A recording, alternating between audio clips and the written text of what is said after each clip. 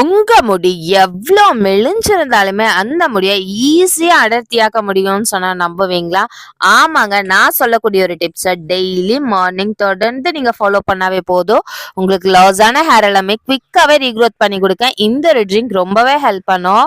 இயற்கையான முறையில இந்த மாதிரியான டிப்ஸ் எல்லாம் ஃபாலோ பண்ணிட்டு வரப்போ உங்களுக்கு முடி ஒரு பிரச்சனையும் இருக்காது. வளர்ற முடி கொட்டாம நல்லா அடர்த்தியாவும் வளரும். இந்த drink name thin to thick hair growth drink. இத டெய்லி மார்னிங் எம்டி ஸ்டமக்ல குடிச்சிட்டு வந்துட்டு இருந்தாவே போதும். குடிச்சதுமே உங்க ஹேர் ஃபால் உடனடியே ஸ்டாப் பண்ணிட்டு உங்க லாஸான ஹேர் எல்லாமே ரீக்ரோத் பண்ணி கொடுக்க இந்த ஒரு ட்ரிங்க் ரொம்ப ஹெல்ப் பண்ணும்.